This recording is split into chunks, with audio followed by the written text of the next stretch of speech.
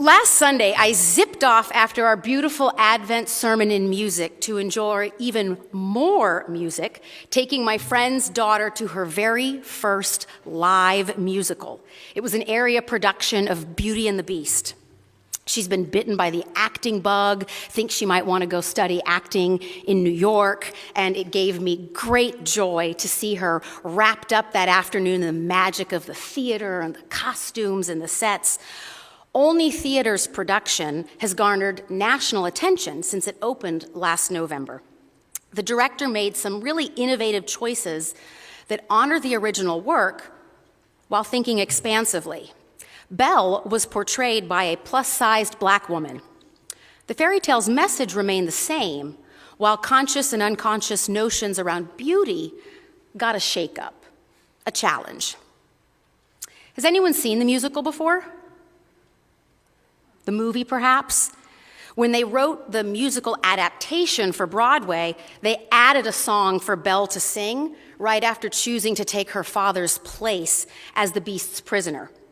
As the Beast orders her to come to dinner, she mourns her situation and she sings the song Home, dreaming of home and a life she may never see again. Cogsworth and Lumiere, along with all the dishes, invite her to be their guest as they shower her with hospitality, helping her to feel welcome and imagine the castle as a possible home where she can find belonging. In The Wiz, Diana Ross also sings a song titled Home. Do you know that one? When I think of home, I think of a place filled with love overflowing. Her raw emotional connection to her understanding of home is visceral and compelling. Although her journey through Oz has taught her many things, it has only confirmed her longing to be home once more, to embrace the essential joys of life there, and to be given simply enough time to grow up. Philosopher Shoshana Zuboff reminds us that this theme of nostos, of finding home, is at the root of all things humans do. We yearn for the place in which life has been known to flourish, where we know and we are known, where we love and are beloved. Home is voice and sanctuary, part freedom, part solace. Finding sanctuary is a central part of the story of Christ's birth. John 1 tells us, the Word became flesh and made his home among us. Pitched a tent, tabernacled with us is really good translation offerings. Jesus comes to abide with us, to make a home, an abode, quite literally, in us. In many ways, Jesus' birth was a homecoming. Perhaps that's a big reason why we cherish Christmas so much. It provides us an annual opportunity to revisit, to renew our relationships and recommit ourselves to what is most essential in our lives. Home and homecomings aren't always easy, though. British Somali poet Warsan Shire gives voice to the experiences of refugees in her poem, Home. It begins, "No one leaves home unless home is the mouth of a shark. For many, home is not safe. For some, home is hell." How can this reality invite us to think expansively about how we might provide sanctuary for all? Our Christmas plays tend to focus on the search for sanctuary denied. In today's reading from Luke, the 7th verse tells us that Mary laid him in a manger because there was no place for them in the inn. The Holy Family is denied room, welcome and hospitality are in such scant supply that Jesus is born in a stable. Issues with translation and meaning, context and culture, along with healthy doses of elaboration, have our notions of Christ's birth deserving a bit of a revisit, a review. There was space for the Holy Family. There was hospitality and room for Jesus, was very much so made, just as we are able to make room for him right now in our lives. I wonder how many people have done this very literally in the last few days with this winter storm, looking for ways to say yes, to make room, to provide love, nurturance, and care for each other. Theologian and scholar Ken Bailey lived and worked in the Middle East for more than 40 years, studying theology and scripture. In his book, Jesus Through Middle Eastern Eyes, he clarifies some discrepancies often overlooked and calls our attention to what the text affirms and what we assume. Understanding these discrepancies allows us to reposition Jesus as someone who was loved, who was welcomed and cherished, not ostracized. That will come.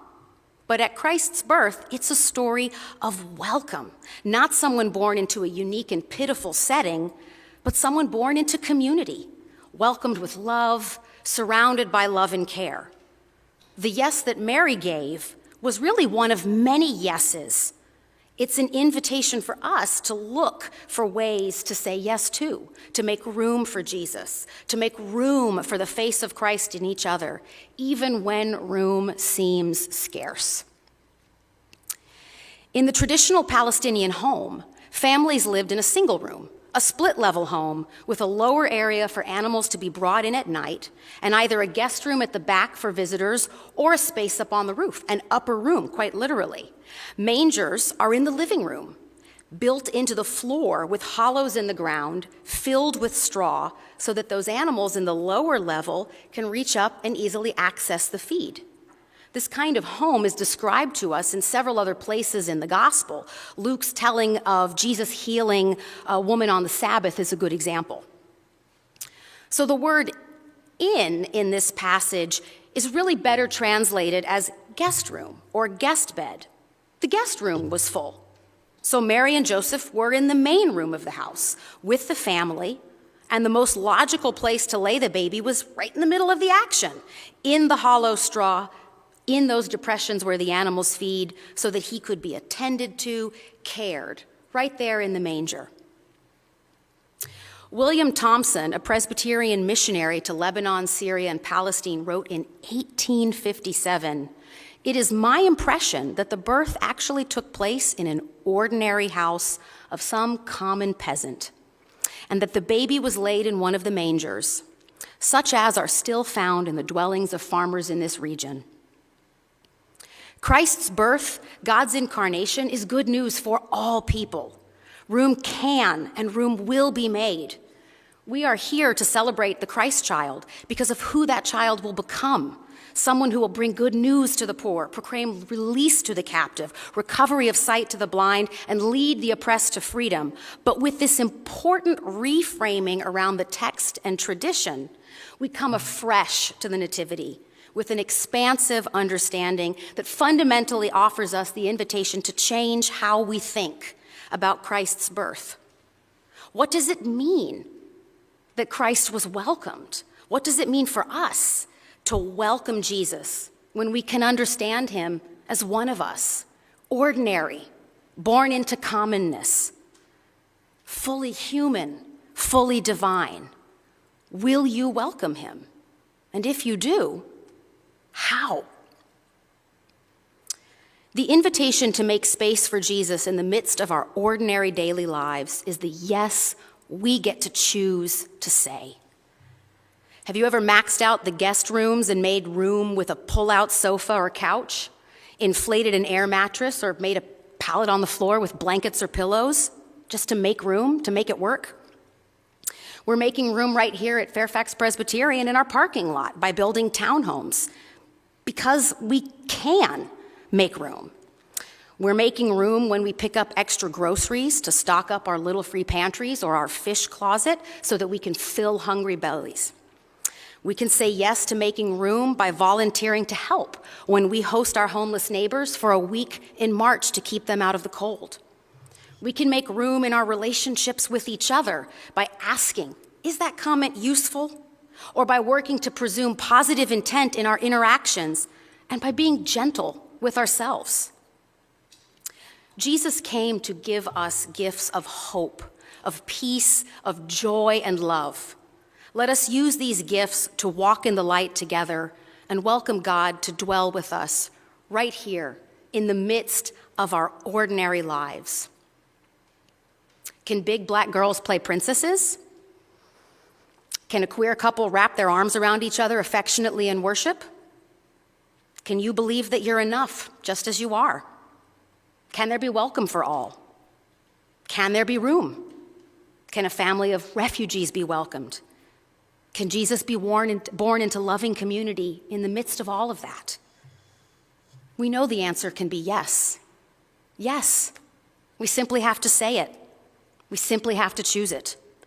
Jesus is the light of the world, the Word made flesh, come to make a home among us. Will you welcome him? Will you make room?